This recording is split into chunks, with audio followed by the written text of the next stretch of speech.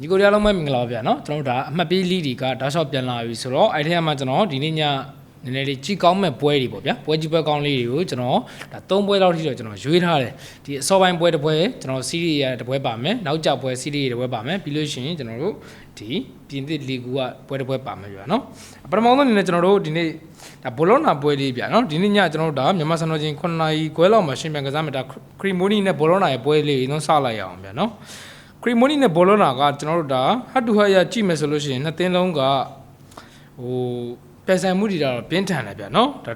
ဟိုတစ်သင်းနဲ့တစ်သင်းဒါအပြိုင်ဆိုင်အနိုင်ယူထားတယ်ပြီး3ပွဲတွဲဆုံခဲ့တယ်ဟတ်တူဟတ်ရကျွန်တော်တို့ဒါ3ပွဲလက်ရှိတော့ဖော်ပြထားတယ်ဗျာနော်3ပွဲဖော်ပြထားတယ်တပွဲတည်ကြပြီးတော့တယောက်ကိုတပွဲစီနိုင်ထားတယ်ဗျာနော်ဒါ2ပွဲလောက်ထိကကျွန်တော်တို့ဒါကိုပေါင်းပေါ်ထားတယ်တကယ်လို့ဒီခရီမိုနီနဲ့ဘောလုံးနာက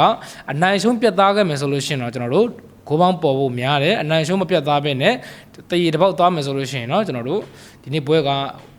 1-1တစ်ပေါက်ပဲဖြစ်ဖို့များတယ်ဗျာနော်အဲ့တော့ဒီနေ့ကျွန်တော်တို့ဒီခရီမိုနီရဲ့ကျွန်တော်နောက်ဆုံးအိမ်ကွင်း9ပွဲလောက်ကျွန်တော်ခြုံကြည့်ရမယ်ဆိုလို့ရှိရင်ခရီမိုနီကကျွန်တော်တို့အိမ်ကွင်းပိုင်းမှာတော်တော်လေးအားနည်းတယ်ဗျာနော်ဒါ2ပွဲလောက်ထိတည်ကြပြီးတော့2ပွဲလောက်ထိတည်ကြပြီး3ပွဲလောက်ထိရှုံးထားတယ်ဗျာနော်ပြီးတော့ဒါအိမ်ကွင်းမှာလည်းဒီရလက်ထွက်တယ်ဆိုတာလည်းဒါပွဲချက်တာလည်းပါတယ်ဗျာနော်ဒါAC Milan နဲ့ကစားထားရတယ်ပြီးလို့ရှိရင်ကျွန်တော်တို့ဒါ Genoa နဲ့ဆော့ရတယ် Inter နဲ့ဆော့ရတယ်ဗျာနော်ပွဲလဲချက်တယ်အသင်းကြီးနေပြီတော့တွေ့ရတဲ့အတွက်ကြောင့်အိမ်ကွင်းပိုင်းလေးမှာတော့ရလက်မကောင်းဆိုပေမဲ့ဒီနေ့ပွဲမှာတော့ဘောလုံးနာကိုတော့ကျွန်တော်စိတ်ထင်တော့မရှုံးတော့ဘူးလို့ထင်တယ်ဗျဒီဘာလို့လဲဆိုတော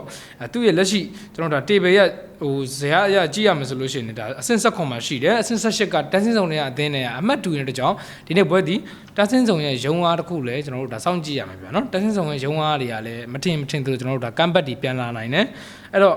့ခရီမိုနီကလက်ရှိအိမ်ကွင်းရလက်ကတော့တိတ်မကောင်းဘူးဒီနောက်ဆုံး5ပွဲလောက်မှာခြုံကြည့်လို့ရှိရင်လည်းကျွန်တော်တို့ဒါ၄ပွဲလောက်ကရှုံးပြီးတော့ဒါပါမောက်ဒါတစ်ပွဲလောက်ပဲပြန်နိုင်ထားတာပဲเนาะနိုင်ပွဲတော့ပြန်ရှာတွေ့ထားတယ်အဲဒီတစ်ပေါက်လေးကတော့ကျွန်တော်တို့ဒါစောင့်ကြည့်စရာတော့ဖြစ်တယ်ဗျာเนาะဒါဘောလုံးနာအနေနဲ့ကြည့်ရမယ်ဆိုရင်ဘောလုံးနာကကျွန်တော်တို့ဒါအဝေးကွင်းနေမှာဆိုလို့ရှိရင်တောက်လျှောက်เนาะတောက်လျှောက်နိုင်ထားတာဗျာเนาะဘောလုံးနာကရိုမာလိုအသင်းမျိုးတော့မှကျွန်တော်ဒါယူပါလီမှာဒါ3-4ဆိုတော့ရလနဲ့နိုင်တာဆိုတော့ဘောလုံးနာရဲ့တော်တော်များများဗျာဒီလိုဒီနေ့ဘောလုံးနာနဲ့ဟိုခရီမိုနီပွဲကိုဗျာဘောလုံးနာကနေပြီးကျွန်တော်တို့ဒါ level 55ဗျာအရှုံးကိုပေါင်းကနှလုံး65ဗျာအရှုံးနဲ့စတင်ထားရဆိုတော့တော်တော်များများတော့ဘောလုံးနာ body ပဲကြိုက်ကြလိမ့်မယ်ထင်တယ်တော်တော်များများအဲ့တော့ဒါပေမဲ့ကျွန်တော်စိတ်ထင်တော့ဒီနေ့ပွဲမှာခရီမိုနီရဲ့တက်ဆင်းဆောင်ရဲ့ရုံအားလည်းပါလိမ့်မယ်ပြီးလို့ရှိရင်ဒီဘောလုံးနာလည်းမကောင်းလို့မဟုတ်လက်ရှိရလက်အရာဆိုရင်လို့ရှိရင်ဘောလုံးနာ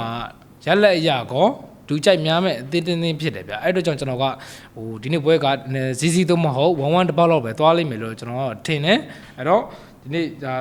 ကိုပေါင်းစိတ်ကနှလုံးကိုကျွန်တော်65ပြားရှုံးဆိုတော့ဘောလုံးလာနဲ့ခရီမိုနီပွဲကိုကျွန်တော်ကိုပေါင်းအောက်ကိုကြိုက်တယ် body ရပြောမှဆိုလို့ရှိရင်တော့ကျွန်တော်တို့ဒီဒါဘောလုံးနာ body ကိုကျွန်တော်မကြိုက်ဘူးကျွန်တော်ခရီမိုနီ body ကိုကြိုက်တယ်ဗျဘာလို့လဲဆိုတော့ဒီနေ့ပွဲကကျွန်တော်စိတ်ထင်ကျွန်တော်မှန်းကြည့်ပေါ့ဗျာ1-1တစ်ပေါက်ပဲသွားဖို့များတယ်နောက်ထပ်တစ်ပွဲကကျွန်တော်တို့ဒီမြန်မာစံတော်ချင်းကျွန်တော်တို့ဒါတနာရီဝန်းကျင်လောက်မှာရှင်းမြန်ကစားမိတာမိုနာကိုနဲ့ဒါမာဆေးရဲ့ပွဲစဉ်တွေဖြစ်တယ်ဗျာနော်အဲ့တင်းလုံးရဲ့လက်ရှိ table ရဆိုလို့ရှိရင်မာဆေးကအဆင့်4မှာရှိတယ်မိုနာကိုကအဆင့်9မှာရှိတယ်အဲ့တင်းလုံးကကျွန်တော်တို့ဒါ3မှတ်လောက်ပဲကွာဟတဲ့အနေအထားလေးဖြစ်တယ်ဗျာနော်ဟတ်တူဟတ်ရကြည့်မယ်ဆိုလို့ရှိရင်မိုနာကိုရဲ့အိမ်ကွင်းမှာကကျွန်တော်တို့နောက်ဆုံးတွေ့ဆုံခဲ့တဲ့5ပွဲလောက်ထိကကိုမပေါ်ခဲ့တဲ့ပွဲဆိုလို့ကျွန်တော်တို့ဒါတပွဲပဲရှိတယ်ကျန်တဲ့ပွဲတွေအကုန်လုံး3-2 2-3 3-1 2-1 3-0အဲ့လောက်ထိအနည်းဆုံးဗျာ3ဂိုးလောက်ထိကဂိုးပေါ်ထားတာကိုတွေ့ရတယ်ဗျာနော်အဲ့လက်ရှိဒါမိုနာကိုရဲ့အိမ်ကွင်းပိုင်းဆက်ဆောင်ရေးကကျွန်တော်တို့ကြည့်ရမယ်ဆိုလို့ရှိရင်လည်းမိုနာကိုကလက်ရှိမှာအိမ်ကွင်းကတော်တော်လေးကောင်းတယ်ဘေးရက်ကြီးကိုပဲရှုံးထားတာဗျာနော်အိမ်ကွင်းတော်တော်လေးကောင်းတယ်လည်းမပါတယ်ဒါမာဆေးရဲ့အဝေးကွင်းဆက်ဆောင်ရေးကျွန်တော်ကြည့်ရမယ်ဆိုလို့ရှိရင်လည်းမာဆေးကကျွန်တော်တို့အဝေးကွင်းပိုင်းမှာဆိုလို့ရှိရင်တော်တော်လေးအားနေတယ်ဗျာနော်ဒါ Brest ကိုရှုံးတယ် PSG ကိုရှုံးတယ်ဟိုကျွန်တော် Club Brugge ကိုလည်းရှုံးထားတယ်ဗျာနော်အဝေးကွင်းပိုင်းမှာဆိုလို့ရှိရင်ဒီမာဆေးလက်ရှိခြေဆောင်ရအဝေးကွင်းရလက်ရကြည့်မယ်ဆိုလို့ရှိရင်မာဆေးကအဝေးကွင်းပိုင်းတော်တော်လေးအားနေတယ်ကျွန်တော်မိုနာကိုကအိမ်ကွင်းအားတော်တော်လေးကောင်းနေတာတော့တွေ့ရတယ်ဗျာနော်အဲ့တော့လက်ရှိပေးထားတဲ့ဇီရန်ရဆိုလို့ရှိရင်ကျွန်တော်တို့မိုနာကိုကနေပြီးတော့ level 60ရှုံးကိုပေါင်းက3လုံးကိုကျွန်တော်တို့10ပြားပြောရှင်ခွင့်ရမယ်အဲ့တော့လက်ရှိ table ရကြည့်လို့ရှိရင်အဆင့်4နေရာအသင်းကိုကျွန်တော်တို့အဆင့်9နေရာအသင်းက level 60ရှုံးပေးထားတယ်ဆိုတော့ဒီဇီဒန်ကပြင်းတယ်ဗျမိုနာကိုအတွက်တော့ပြင်းတယ်အင်ရှင်ဖြစ်တယ်ဆိုပေမဲ့လည်းအ အဆင့်လေးနေရာအတင်းအဆင့်9နေရာ6ဒီ level 60ရှုံးပေးတဲ့ကြောင့်ဒီဈေးနဲ့အရဆိုလို့ရှိရင်မိုနာကိုကဒီနေ့ပွဲမှာအနှိမ့်ဆုံးတရေတစ်ပေါက်ရှိတယ်ဒါမှမဟုတ်ရင်လည်းကျွန်တော်တို့ဒါကတ်နိုင်သွားဖို့များတယ်ဗျာဘာလို့လဲဆိုလို့ရှိရင်ဒီ head to head ရကြည့်မယ်ဆိုရင်ရောလက်ရှိ table ရဆိုလို့ရှိရင်ဒီနေ့ပေးထားတဲ့ဈေးတန်းကတော်တော်လေးပြင်းနေတယ်မှာပါတယ်မိုနာကိုကနော်ဒါကျွန်တော်အပေါ်ကအသင်းကိုပြန်ပြီးဈေးတန်းပေးထားတဲ့အနေအထားဖြစ်တဲ့ကြောင့်ကျွန်တော်ဒီနေ့ပွဲမှာမိုနာကိုက level 60ရှုံးကိုကျွန်တော် body ကိုကျွန်တော်မိုနာကို body ကိုပဲကျွန်တော်ကြိုက်တယ်ရွေးချယ်ခြင်းနဲ့ဂိုးပေါင်းကတော့ကျွန်တော်တို့3လုံးကိုဆက်ပြားစားဆိုတော့အရင်ပွဲတွေမှာဂိုးပေါ်ခဲ့တာမှန်ပေမဲ့ဒီနေ့ပွဲမှာကျွန်တော်တို့ဂိုးမပေါ်ဘဲနဲ့ဒီကတ်နိုင်သွားဖို့များတယ်ဘာလို့လဲဆိုရင်လက်ရှိမိုနာကိုကလည်းဒီဂိုးပေါင်းပျောက်ထားတာ2ပွဲလောက်ရှိရဲဒီနောက်ဆုံးပွဲတစ်ပွဲလောက်မှာကျွန်တော်တို့ဒါဂိုးပေါင်း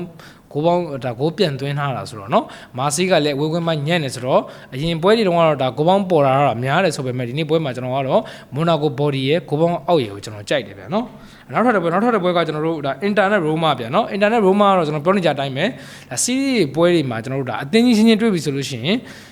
ဟိုဘေဒင်သွားမင်းတော့ကျွန်တော်တို့မှားလိမ့်မယ်เนาะဘေဒင်သွားမင်းတော့မှားလိမ့်မယ်ဒါပေမဲ့ series မှာကျွန်တော်တို့ Juventus ကလွဲပြီးတော့ကျန်တဲ့အသင်းကြီးအချင်းချင်းတွေ့ပြီဆိုလို့ရှိရင်ဂိုးပေါင်းအောက်ဖို့ကကျွန်တော်တို့80ရာခိုင်နှုန်းလောက်ထိကျင်းတည်ရဗျာเนาะဒါ 80-20 rule လို့လည်းပြောလို့ရတယ်ဒီကျွန်တော်ဘယ်လိုပြောရမလဲဂိုးပေါင်းအောက်ဖို့ကတော်တော်လေးကျင်းတည်တယ် internet Roma ကဒါ head to head ရကြည့်မယ်ဆိုလို့ရှိရင်လည်းကျွန်တော်တို့ဂိုးပေါင်းအောက်ထားတဲ့ပွဲဒီ10ပွဲမှာ10ပွဲလောက်ကဂိုးပေါင်းအောက်ထားတယ်ဗျာเนาะ Z1 1Z 1-1ဒီတစ်ပေါက်ပဲသွားတာများတယ်ဗျာအဲ့တော့ series ပွဲတွေကိုကျွန်တော်ကအသင်းချင်းတွေ့လို့ရှိရင်ညီကိုတို့အတွက်ဒါအကျိုးရှိမယ်လို့တော့ယုံကြည်ရဲကျွန်တော်အနေဆုံးဒါဘယ်လိုပြောမလဲအသင်းချင်းတွေ့လို့ရှိရင်ဒါဂိုးပေါင်းအောက်တာများတယ်ဗျာเนาะ inter ရဲ့လက်ရှိ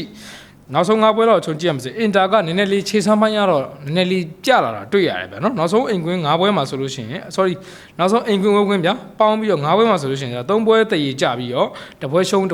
ပွဲနိုင်တာတယ်ဗျာအင်တာကခြေကျလာတာကိုတွေ့ရတယ်လက်ရှိတေဘယ်ရဆိုလို့ရှိရင်လည်းအင်တာကအဆင့်1မှာရှိတယ်ဒါအဆင့်2က AC Milan နဲ့ကျွန်တော်တို့6မှတ်လောက်ထိတော့ဟာတယ်2ပွဲစာလောက်ထိဟာတယ်ဗျာနော်ရိုမာကတော့အဆင့်6မှာရှိတယ်အဲ့တော့ဒါအဆင့်1ကနေရာကအဆင့်6ကနေရာကိုပေးထားတဲ့ဈေးတန်းကတစ်လုံး40စားဆိုတော့ကျွန်တော်တို့ဒီလိုဈေးတန်းမျိုးကလည်းအောင်ဖို့များတယ်အနေဆုံးဘယ်လိုပြောမလဲဆိုတော့ဟိုမအောင်အောင်တည်နေသုံးရှိရဗျာဒါ1စီးနဲ့သွားမလားကတ်နိုင်သွားဖို့များတယ်မယ်လို့ကျွန်တော်ထင်တယ်ဗျာနော်ဂိုးပေါင်းဈေးကလည်းကျွန်တော်တို့3လုံး30ရှုံးဆိုတော့3လုံး30စားဆိုတော့ဂိုးပေါင်းကကျွန်တော်စိတ်ထင်တော့အောက်ဖို့များတယ်ဗျာနော်ဒါ inter ရဲ့ဒါအိမ်ကွင်းဆောင်းဆောင်ပြောကျွန်တော်တို့ Roma ရဲ့အဝေးကွင်းဆောင်းဆောင်ကျွန်တော်ကြည့်ရမယ်ဆိုလို့ရှိရင် Roma ကကျွန်တော်တို့ဒါအဝေးကွင်းမှာဆိုလို့ရှိရင်ဒါ2ပွဲရှုံးထားတယ် Roma ကအဝေးကွင်းရလက်မကောင်းဗျာနော် Roma အတွက်ဒီနေ့ပွဲဒီမျှော်လင့်ချက်တစ်ခုက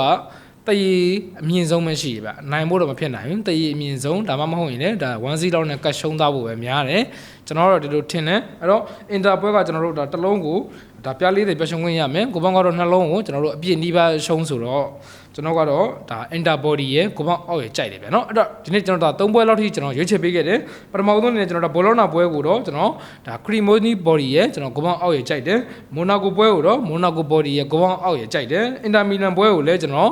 Inter Milan body ရဲ့ကိုပေါင်းအောက်ရဲ့ကြိုက်ပါတယ်ဗျာနော်အားလုံးအဆင်ပြေပါစေကျွန်တော်အကြိုက်ဒီမှာဆော့ကြပါကျန်တဲ့ပွဲတွေတော့ကျွန်တော် channel ထဲမှာပဲတင်ပေးတယ်မနေ့ကလည်းကျွန်တော်ဒါဟိုပွဲတွေရွေးချယ်ပေးတယ်ဗျာနော်မောင်းကလည်းဒါမောင်းလည်းရခဲ့ပါတယ်ဗျာနော်အဲ့တော့အားလုံးကျေးဇူးတင်ပါတယ်အဆင်ပြေကြပါစေဒါ channel လေးကိုဝါသနာတူရဲ့ညီကိုတွေကလာရောက်အားပေးပါအောင်လို့ဖိတ်ခေါ်ပါတယ်